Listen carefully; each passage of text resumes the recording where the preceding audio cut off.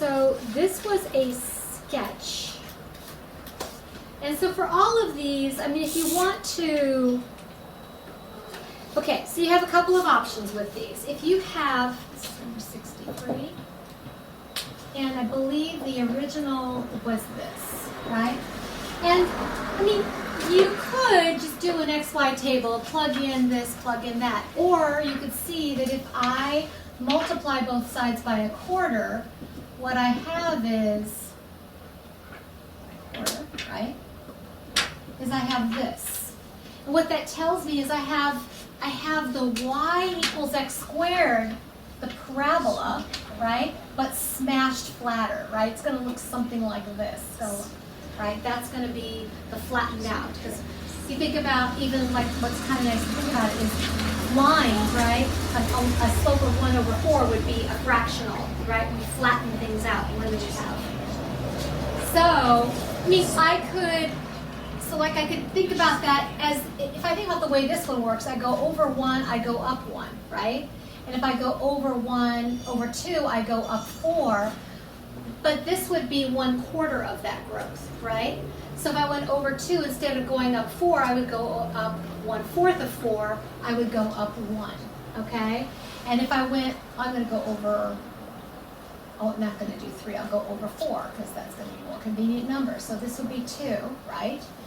4. I think I would go up, normally I'd go up to 16. So, yes. Oh, I'll ask a question here. Okay, but I'm going to go up 1/4 of 16. I'm just going to go up to 4, right? So 4 will be a point. And you can check it. So if you're saying, hey, I think that 2, 1 and 4, 4 are points, do they make it true, right? If I square 2, 4 times 1, right? If I square 4, 16, 1/4 of 16 is 4, right? So I would just, that's how I would do it. And notice once I have this point, and this point, well, I've got the symmetrical points using symmetry, right? There's my 5 points that I can sketch. And that's without having to generate a table of values. Table of values would work though. I mean, let's just say I have 4y, right, equals x.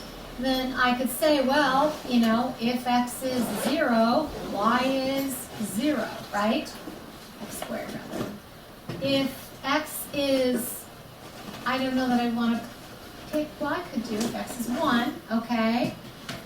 Well, I square when I get 1, y would have to be 1/4. I wouldn't want to graph fractions, so I'd be probably picking something that would give me, right, something in integers here.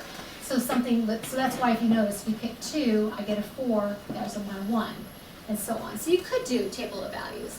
I'm encouraging you to look at it this way, because this is where we're going, right? Okay, yeah.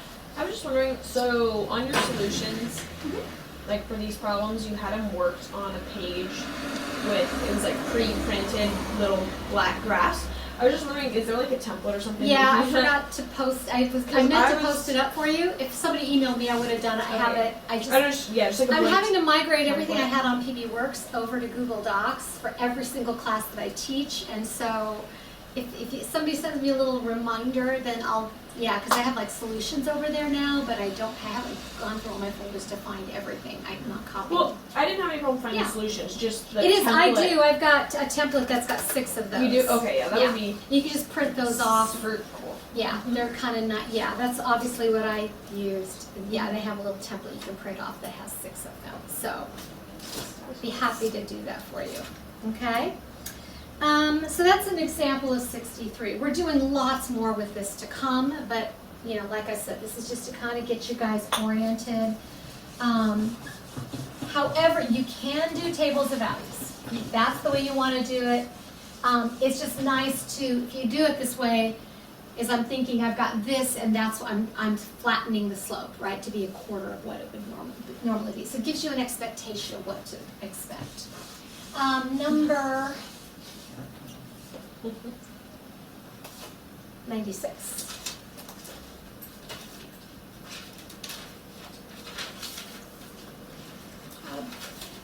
So this one said, what did it say?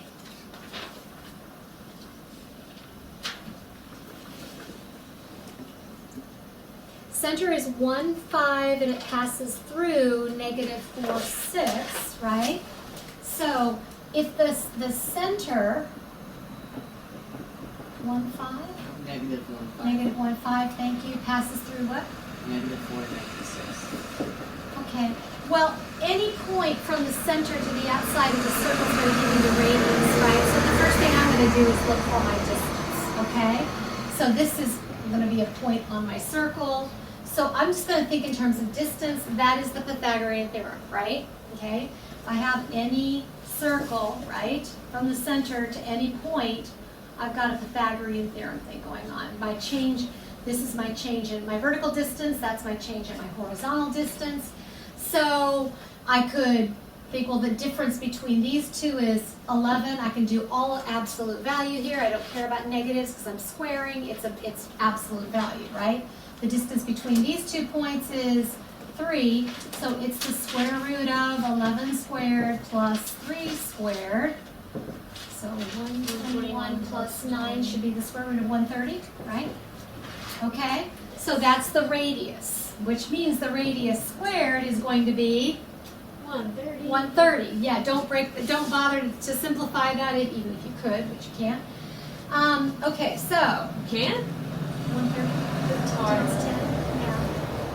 13 times 10. Yeah. No common, no squares in there. Okay, so center. So we're using this little, x minus h squared plus y minus k squared. The radius squared. It's plugging in, right? This is h, and this is k, the center, right? And that is the radius, so the radius squared would be squared. So we're just going to plug it in, right? So we have x minus a minus would be a plus, right? Plus y minus 5 squared is equal to 130. That is my circle equation, okay? Right? I think I gave you a fair number of these, 2 reasons, okay? One, a lot of times people haven't had a lot of these. These do show up on the SATs. It's really interesting how often 1 or 2 questions like this show up on SATs, so I make sure that people do know how to do them, and we do use them. I mean, it's one of the applications of, I mean, if you get the skills down, they're really not that hard to do, right? And it just sets you up for conic sections at a later date. Okay, so 106. Okay, 106. And I think I linked a little video that demonstrates this. Make sure that you can do this. This is an application of completing the square.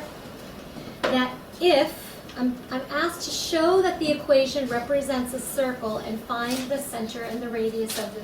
So if I can get it into this form, okay, then I know I have the equation of a circle. So that's kind of my goal, is to convert it.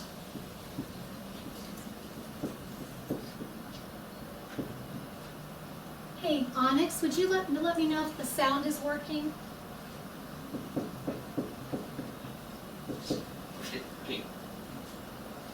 Looks like it is working. This plus, guys? Make sure I write this thing down. Plus 2y plus 1. Yeah, okay. Well, and wow, that was really not great English. In the book, so that's not the actual like. I already rearranged it, Yeah, didn't that's I? already, Yeah, that's the first thing I do when I copy it down is I group my x terms, and I group my y terms, and I could have even moved everything that's not an x or a y over, right? Because that would be, so if I was writing this down, I would move this over here as a negative, right? I don't see the 1 on the original equation. Is that something that you just... Yeah, she's rewritten it from the original equation. So the original equation is x squared plus y squared plus 1 half. There we go. I know, she just had an extra 1 in there. Okay, yeah, I did. Okay, that's what you should be seeing, right? Okay, so if I rearrange everything with all the x terms grouped here, y terms grouped here, constants on the other side, right, change the sign. So that's the first step I do, okay, right? And then it's a matter of completing the square. You take half of that coefficient, which is 1/4, right? Half of a half, half of a half. And then add the square, right? If I added that there, well, the numbers aren't too terrible even with fractions, right? Okay, that's my first part. Y plus 1 squared, add the 1, okay? And of course, these guys go away, so the whole thing becomes equal to 1. Whoa. Yeah, kind of nice. That one worked out rather nicely. So if I'm asked to name the center, well, the center is negative 0.25 or a quarter, right? Negative 1, right? And the radius is equal to No. 1, the square root of 1 is, right? Okay, so that answers that one. Technically, couldn't you write the square root of 0? Just be 0, right? 0, 0, 0. Yeah, Except the square root of 0. then I wouldn't have a circle, because I'd have, Oh no, I'm not saying it's just a circle equation. I'm just saying in general. Could you write it as but what else? like the square root of 0? Like that's an actual number. It's a number, It's because you 0. can, yeah, because you can square 0, you can take the square root of 0. Yeah. We're always careful with 0, but that doesn't violate any division by 0 rules, so, right? Okay, all right. Okay, so those actually were all good ones. I have a few more I'm gonna pull out to hopefully get you guys a little bit. How many of you worked a fair amount with this before? Have you worked with this more than just a little bit? So technically, if you divide something by 0, wouldn't it just be 0? Because right, Bad things happen. right, but if you have like Breaks down. 16 divided by 0, Yeah. it'd be 0. Because But you can't have nothing division, going you can so- also express division as multiplication by the reciprocal, so then it would just be multiplication by 0. Here's So it'd why. just be 0. This is why. Okay. All right. I could say Trying 2 to times do- 8 is 16, right? Correct. And therefore, 16 divided by 8 would equal 2, and 16 divided by 2 equals 8. These are all equivalent ways of saying this, right?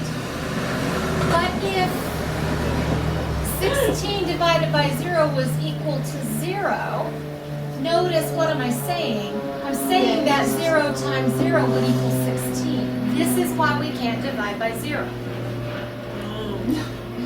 Wait, I mean, That I would make sense, understand. yeah. I understand. Like, it's not that I don't understand that. I'm just. I just wish it would work. When mathematicians do proofs and they get nonsense, I just did this in algebra yesterday. We did one of these strange proofs where I did like 5 steps and every step looked perfectly normal, but we got 4 equals 3, right? And it had to do with like if I say that A plus B is equal to C, right? Well, later on in the process, I basically create another equation, factor things out, and I get A plus B minus C, and times something, let's say D, right? And then is equal to, say, E times A plus B minus C, and then to get rid of these terms, you divide by these terms, and you get D equals E. But that's not, like, that's how I got a 4 equals a 3, and that's because I'm dividing by 0. If you go back up to this is 0 based on this, if this is true. Assuming that, and again, the statement wasn't A, B, or C is not 0 already. Okay?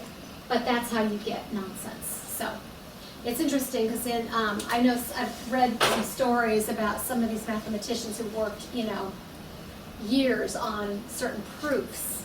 And there's, somehow or another in the process they end up with this complete nonsense, and it's because they've somehow divided by 0 in one of their previous steps. And the more functions you're involving, the easier it is to accidentally do that. Okay?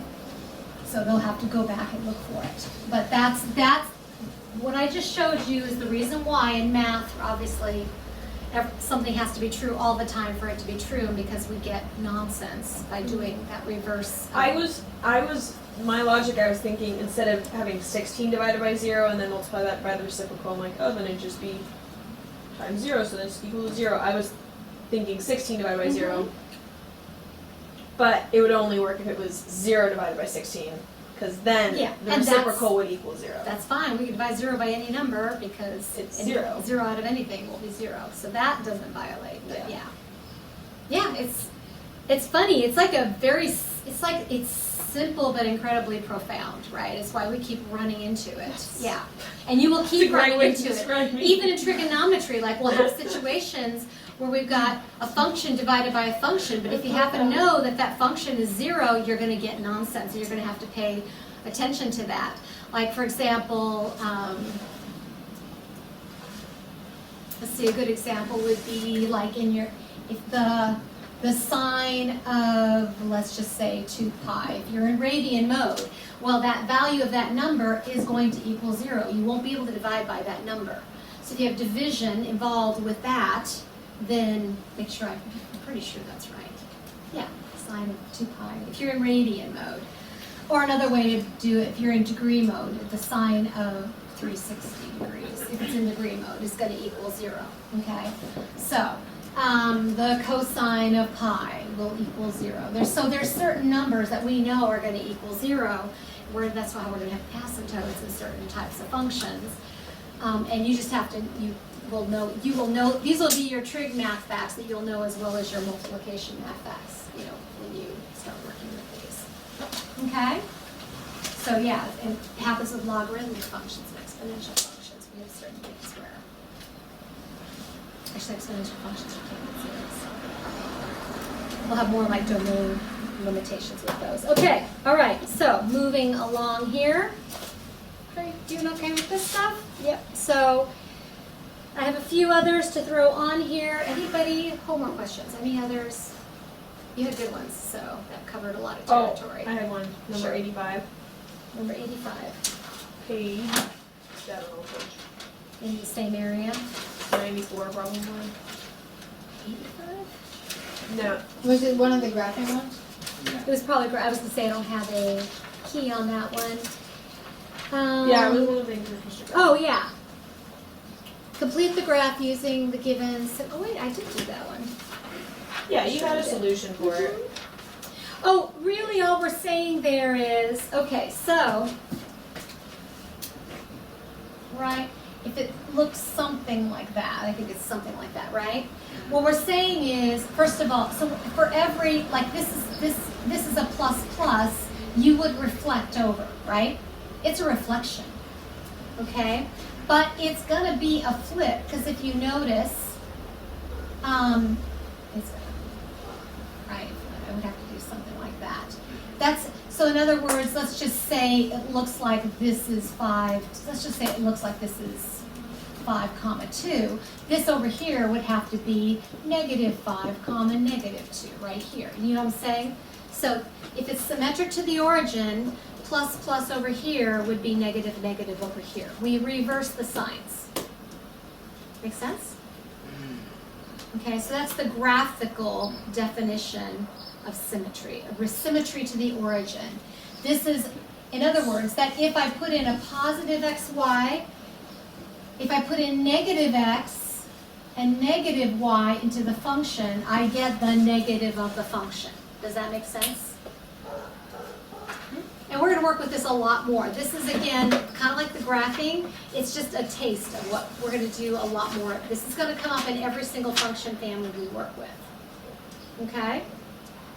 But. Okay.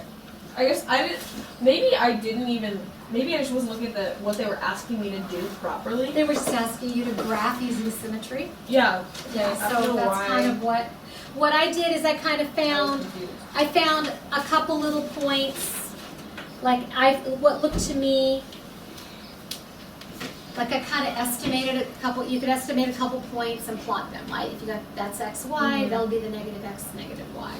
Notice you can also have it on the other side. If I'm in quad 2, that's going to be negative x, positive y. Well, I'm going to have positive x, negative y. Right? It's going to reflect over to quad 4 if it's symmetric to the origin. Right? Okay. Makes sense? So you just reverse the sign of x, reverse the sign of y. That's graphing using symmetry. If you know it is symmetric to the origin, you can graph that way. I just No, didn't. I was like, I guess I just wrote a question mark because I didn't know what to do, even though I'd done 83 and 84. Because that's the really weird one you wouldn't have recognized before, but well, all the others are actually different Well, okay, I symmetry. guess. That was the only one that had that symmetry to the origin. It's like Morning. honestly, my visual of symmetry to the origin is this one. You're going to become very familiar with this, and to me, this is like my anchor. The way I remember symmetry to the origin is I remember the cubic, because if you do just a line, it looks like it could be. Looks like you could fold it on the diagonal, right? But you notice I can't. Okay? You notice I can't just fold across the diagonal, right? Because I've got this kind of thing going on here. Okay, if you can remember this, it starts to, symmetry to the origin is a little easier to remember, right? Okay? But you're gonna, again, by chapter 3, the end of chapter 3, you're gonna be a lot more familiar with those. What would an equation look like where instead of the arrow going like that, it goes the other way? So it starts in quad 2 and goes down to quad 4. Well, the negative version of this would go like that. Okay, so you just Right. have negative y. So if I want, so y is equal to negative x, that would mean That would be that. reflect. Okay. Yeah.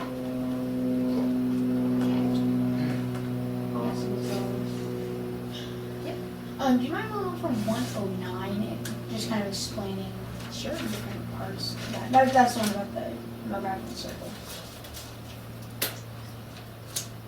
109. Okay, if you sketch the region, so what we're really doing is you think of this as x squared plus y squared is equal to 1.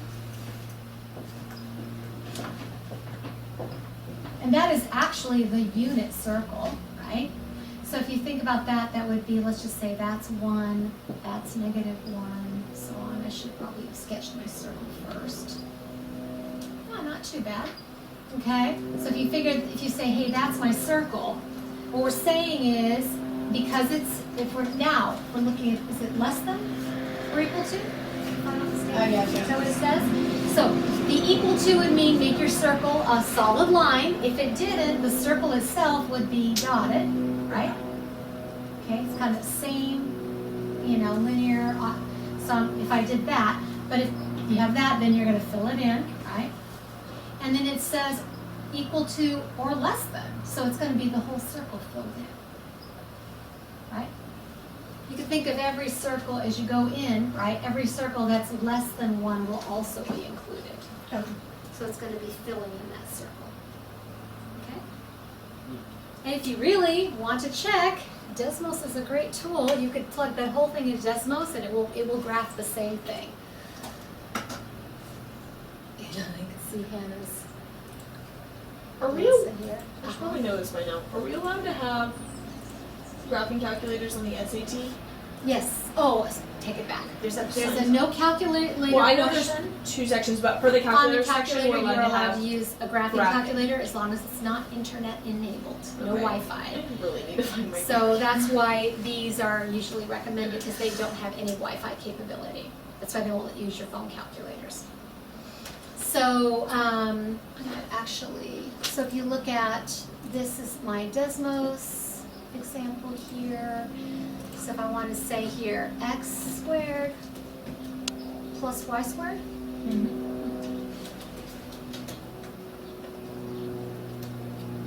is less than or equal to 0. I'm going to have to Yeah, do less than. Less than or equal 0. to. Or no, less than. Are you doing the previous? Oh, it's less than Yeah, I'm going to have to use, I'm just going to do the less than, not 0, One, yeah. 1. Less than 1. No wonder it's not showing up there. But can you see? Yeah, I mean, you could literally, problems like this, I think they're easier to check on Desmos because you're not limited to function mode, but that's, yeah. If you want, there is a less than or equal to, I think you have to go to the special little keyboard to find it. Also, I can't remember where it's at. Oh, here it is. There it is. So you can stick it in there. Right? There it is. So that would be the solid version right there if I put in the less than or equal to. Yep. Okay. So all of those, that's why I didn't put a key in. Those are easy to check yourself. Plug them into Desmos. But yeah, you want to be able, for things like that, like on SATs, you see those, of course, it's all multiple choice. Well, almost all. There's a few little fill-ins. They make them easy, though. The fill-in ones are, especially the no calculator version, they're going to be easy numbers. There's not going to be any major hand arithmetic. Well, there's a lot of different ways you're allowed to write the problem. Like if your answer is 5, you can have, and there's like 4 spaces with which to They're fill going to out be 5. very specific about how to fill it in. Well, yeah, but you're allowed to put 5 on the left side. You're allowed to put Okay. 5 on the very far right side, and you're allowed to put like 5.0. It's just, I don't know. I just always say just pay close attention to the instructions and how they say to put it in. Okay? All right. I feel like those are the problems that I would always get wrong in your quizzes, because I would just not like follow the instructions. Like at the top, like in the bold, you know, if it's like write in decimal form, not fractions Well, form you or something. do I get now. that. That's Well, why yeah, you do but that in not high school, pre-algebra. not college. But I mean, it's Not interesting how pre-algebra. many. You know what's really funny? I think that if you never take a class before you go on to college, or you don't take, I would say, some homeschool classes or some homeschool courses, you'd like, okay, here's the worst thing you could be doing for yourself to prepare yourself for college is to do all home study. You take your tests, you correct your tests, you're like, oh, I just made that mistake because I didn't follow instructions, but I knew what I was doing. You're like, oh, I'm good because I know what I'm doing. But if you don't get that regular practice, and even to some degree, even a penalty for not following instructions, right? Then you're not going to necessarily change your behavior, and then you get into a college environment, and they take following instructions very seriously. So, yeah. So it's one of the things that I train you guys. I give you less and less of a penalty. I mean, it's basically, but in pre-algebra, I take very little, if anything. A lot of times, I don't take anything off. I'll be like, hey, just pay attention to this, and little by little, I start adding a little bit more of a motivator, right? That you're going to lose some credit for not following instructions, because it does matter. Okay, any other questions? Because I got more to cover today. I'm already at 12:30. Okay, I'm going to go over a couple more anyway. Circle problems, let's see. If we go to number, okay, just real quick, something like 89. Okay, these should be quick. Name the center and the radius. Take a look at 89 on page 94.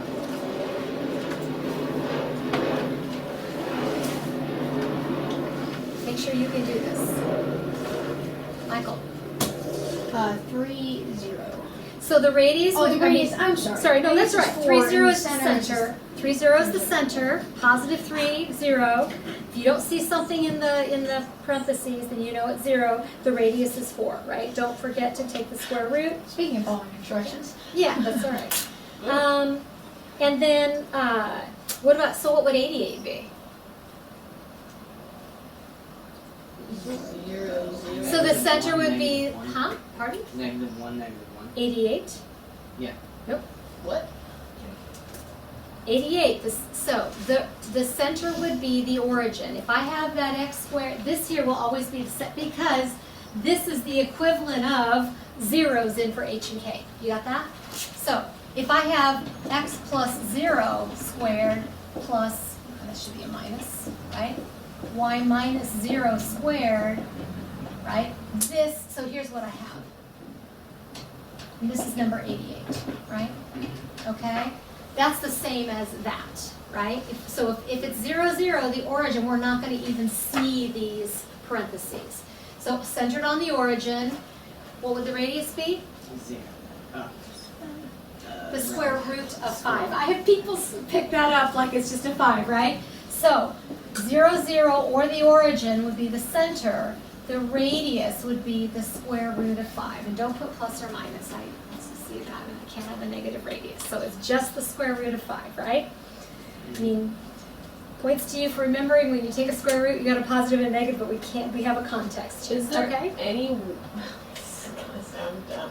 Is there any situation or like world ever where you can have negative dimensions? Yeah.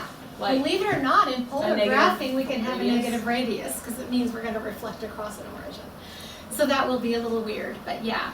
In polar graphing, we can get a negative radius. but it's not really a negative radius, it's telling you to reflect. Okay. We'll get there. That's gonna be like Someday. March or April of next year. Yep. Okay. It'll make sense when you see it, okay? It doesn't mean negative radius. The negative in that context will mean reflect. It means go, if you're in quad 1, go over to quad 3. So, okay?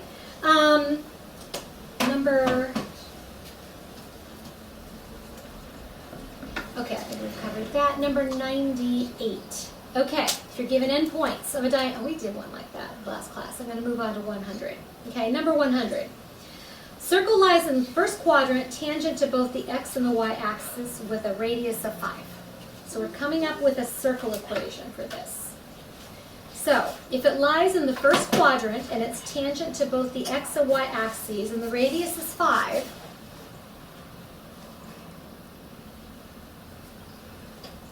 So, do they want us to? come up with the equation. So we need Okay. what? We need a center, and we need, that's it, because they gave us the radius. The radius is 5. What's the center going to be? Tangent to the x and y axes. What does that mean? Origin? So what, it's going to Oh, tangent, right? So it's going to be here, right? It's going to be touching. So, So if it touches here and touches here, Right, where's the comma. center going to be? Well, the radius is 5. So it's going to be 5, 5. Okay? If you have to sketch it out, but you can see it, right? Okay? This has to be, if the radius is equal to 5, then this has to be 5. If that's 5, that has to be 5. Okay?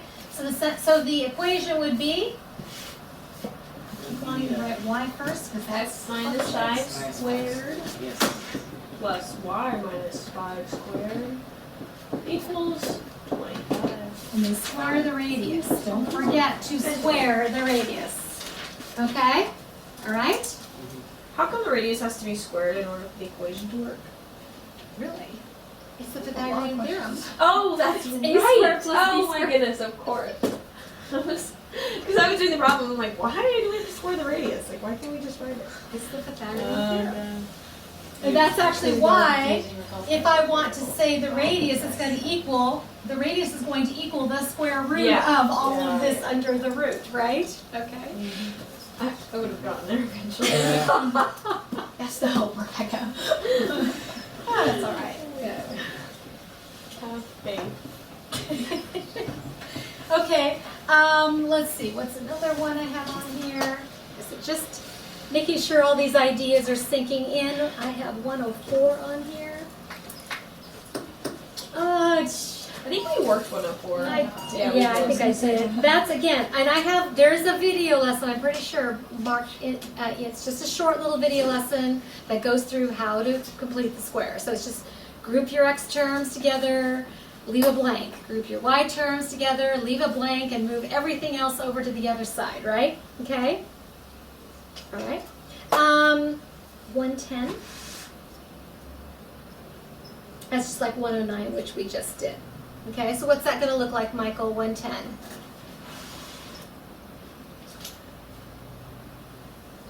What's that going to look like? Well, you're gonna have the edges be on 4 of each axis. So, Well, first of all, I've got a circle centered at the origin and at each 4, right? So if I were Oh wait, is it? Oh wait. let's say that's not very well Yeah, centered. that's- Oh, I think okay, that's what he but said. then it's Yep. only gonna be filled in on the upper half. no, everything outside the circle will be Outside. Oh, There's one because other it's not equal to. consideration. Take another look at it. There's one other thing to pay attention to. Yeah, Dave. It's not equal, so it's dotted. Yeah, so this would be a dotted line, right? And everything outside the circle. And will be everything shaded. outside. What we're doing is we're saying any circle greater He's than. on a mission. Getting steps in. Everything going out to infinity and beyond, right? sun. Okay. Yeah. Wow, that's a weird looking This is, sun. If I could, so yeah, if you do that in Desmos, you're gonna get, it's gonna fill the screen, right? Okay. You won't stop talking to me. So this one would be greater than 4, right? And there you go. I just want to have to zoom in. There you go, right? So that's the idea. It goes off to infinity in all directions, okay? Are you thinking Toy Story here? 112. I know every time I hear that now, I think Toy Story. Look at 112. Sketch the region in the coordinate plane that satisfies both of these inequalities. Okay? So, what would this look like? So the Oh, why did I go on a water all so over myself? the circle would be centered at the origin. And Yep. The radius would be 9. Right? So that means you have 9 all around. And is this inclusive or? It is inclusive. Okay. So let's just say that I really should put my circle first. That's not too bad. Say that's 9, negative 9, negative 9, 9. Before I shade, Wouldn't the radius, or wouldn't it be a 3 because it's square? you're right. Okay, I'm going to call all those 3s. Oh, An X is gonna be- I completely overlooked Yeah. that. Yeah, only why do I keep positive. saying double check Yeah. that? Yep, nice job, Maeve. Okay, so these are all the 3s. And then I also have y is greater than the absolute value of x. What does that look like? Wouldn't it be the It'd be- b? Isn't Yeah, and it's yeah. greater than, and this is going to be that 45-degree angle, right? And y is greater than, Or it's equal to. does it So include, if is it inclusive? Yes. Okay. It's inclusive. Thank you. Okay, so So it'll be that.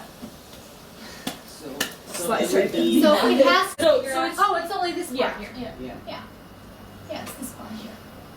So this would be this, but for the circle, this would be the, Yeah. oh, square. you guys know what I'm talking about. Yeah. Okay. Yes, we do, Megan. You're the only one. You're great. I know. Shut up today. And how would you find the area? I think it asked for the area. Oh yeah, what's the area? What's the area of the region? Well, the radius would be 3. What's the area of the region? Get a little algebra in here. It's 1/4 of the whole circle because One those are a fourth 45 of- degree angle. What's the area of the circle? Radius squared pi, Radius 9 pi. squared. Pi radius squared. Right? So Yeah. 9/4 of pi. 9/4 of pi. Right? This is brilliant. Yes. And you know what? I realize now I need to stop sharing. Thank you. Here we go. Yep, went back to the board. Okay. So, 7 if that's the area in green, right? Area will be 1/4 pi r squared, 9/4 of pi. Okay? And whatever the units are, we would square those. Okay? All right. Okay, I think that's all I have for this particular section. Okay. People feeling pretty good about that? It's not too bad. Again, if you're feeling a little shaky on the symmetry questions, there's not going to be a lot. You're a giggly today, man. Okay. All right. Quick comment about 1.9. We're not going to do really any of those problems because from the beginning of the year we've been working with all it is teaching you how to use the graphing calculator. There are a couple of tricks in here I want to point you to in the examples, though, that we do use, and I rarely did use them in previous classes, so they're kind of nice to pay attention to. So basically all of this 1.9 section are just graphing calculator problems. I don't remember if I even gave you any of these because we work with it enough before. Some of this is put in here because there's people who come into this course who've never used the graphing calculator before. And when I get people who've never used it, I say you might want to peruse your way through here and make sure you can solve some of these. But we will continue using them throughout the year. Okay? All right. 1.10, I asked you to do a quick review on your own because this is virtually all Algebra 1, okay? It's in here because it's critical to everything, but I would imagine I'm not gonna actually review the concepts, just making sure that if there's anything in here that you do not know very well, then you need to make sure you shore up your understanding, okay? If you were in my class, we used this all the way through algebra and geometry, right? Okay, so if you look at 1.107, slope of a line, right? Rise over run, vertical change over horizontal change. I do make a point to say that 108, point slope form, I actually never use it, never have a reason to use it. I'm going to go through this quickly, yeah. So I'm just I'm basically pointing you to the blue boxes, right? If you want to use it, that's fine. I say never. It actually, some of these formulas begin to have a use in calculus. And that's the first time they're ever even, and even then, it's not that hard to figure them out. But for what we're doing, I never use it the whole pre-calculus year. The reason being that if I have a slope, right, and I have a point, well, I can plug in my x and y to find my b. So I could basically do everything I need from y equals mx plus b, right? Okay. Same thing with the standard form or the general equation. So if you again flipping over, right? What I do find people still forget is the form of a vertical line, you know, versus a horizontal line. And that's where I have an x equals or a y equals. We use those all year long. Just make sure you don't forget what those are, right? In other words, I think of that on a vertical line, x is always something. Doesn't matter what y is, right? So that'll be an x equals something, and on a horizontal line, y is always, say, 4 or whatever, right? Like I said, I will never actually make you put something in the general equation form. It's probably the most useful for word problems, right? If you're saying, hey, I've got a mixture of two things that I'm putting together, but I mean, we kind of naturally go in that direction sometimes if we're putting word problems together, but you know, when you're the most, by far, 90% of the time, the most useful form is going to be the y equals mx plus b slope-intercept form, okay? We know that parallel lines have the same slopes, right? Perpendicular lines have opposite, yeah, the negative reciprocal slopes. And, you know, just kind of, again, the only two people I didn't have you in my class, and I think Onyx, so you two, so you have done all of this, right? Yeah. It comes up a lot in the next chapter because lines are obviously functions, and then we also refer to lines as lines. Actually, tangent lines are going to be the average rate of change of a curve. So we're going to be using the slope to average rate of change is all slope of a line. Okay, so that's going to be, it's incredibly simple if you understand it. It can be bewildering if you've never seen it before. So, so that's it. If you notice, from there it jumps right into exercises. So, you know, basically 1.10, I don't spend time on other than to throw a few review exercises your way, but if you had my class last year, everything in here you would have already seen. Okay? All right? Okay, so that's why I'm not spending the time on here. In fact, what I find kind of funny, take a look at page 117. What's the first linear function I introduced my classes to is number 71, crickets and temperature. I was laughing extensively, right? That crickets and temperature in here, that, and we talk about that because cricket chirps are affected by temperature, and this is the idea of a function that one causes the other to change, not the other way around. Because if crickets could cause temperature to change, then crickets would rule the world, right? So as I had one of my little 12-year-old or 13-year-old tutories told me, yeah, then crickets would rule the world. So anyway, go to 1.11. 1.11, directed variation and inverse variation, models using variation. I covered this in Algebra 1. We don't touch it the following year, so for some of you, you may or may not have seen this for a year and a half or two. It does factor in a lot in your science classes. It's interesting that oftentimes they will not exactly state it, but all the way I've tutored kids, I've taught chemistry and tutored through chemistry, and we're using these concepts all the way through chemistry. So having a good understanding of these two concepts is beneficial. I know what you guys have had. Have you worked with this much in the last year or so? No. Some. How about you? A lot, little? Yeah. We're not going to beat it up, but we are going to do. I like there's more complex exercises in here than what I would have done in an Algebra 1 class, and I feel like it's a good springboard for your science classes. So we are going to spend a little bit of time in a 1.11. Okay, so what the examples are really good. I think so. Here's what I want to mention. There's two. We have direct variation, and then we have inverse. Okay, variation. Okay, both are, if you're going to graph them, right?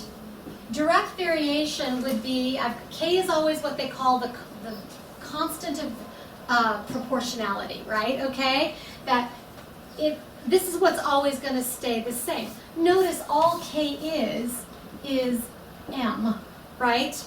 And all direct variation is y equals mx plus b with b equals 0. In other words, it will go through the origin. Does that make sense?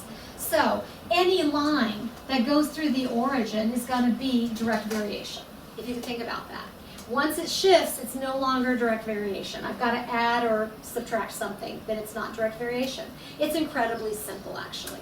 So most of 1.11 is really understanding how to interpret the words and put them into the context that you know, right? Okay? So when you think about this, because it's so simple, K, the constant of variation, if we were to isolate it, would be y over x. Oh, duh, change in y over change in x. If it starts at the origin, y over x is going to be the slope, right? Because I'm changing from 0, 0, right? Okay? So K is M, all right? Inverse, well, this is where K is divided by x. And notice, let me ask you a question. If I had x over K, what kind of variation would that be?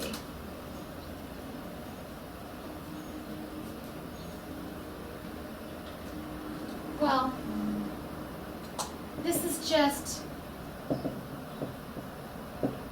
it's another form of direct variation, because really division by K is just multiply, in other words, this really wouldn't be a K, it'd be some other letter. Let me just call that C, right? Okay, if I have x over C, then I could pull that C out as a slope, right? So the constant, or the K, would equal 1 over C, right? Okay, so that helps me remember that the x in the denominator is my inverse variation, okay? This one, actually the last class, we looked at what this looks like. Do you guys remember?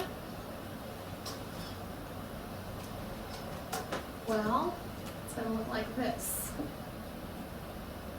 You're going to be very used to this shape very soon, right? Okay, that it can never be 0, right? I can never get so 1, 1 is going to be, a balancing point. So my point is with inverse variation, we're always going to get something like this, but usually it's going to be quad 1.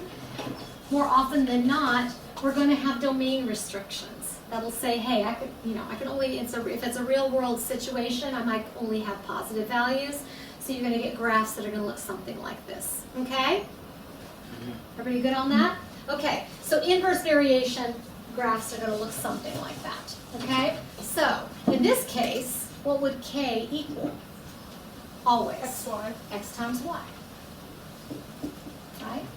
So it's going to be the product of the X and Y, whereas this is going to be the quotient, right, in the form of slope. So these really aren't hard. Take a look at this is where you're going to want to pay attention to the words, okay? 119, top of 119, direct variation.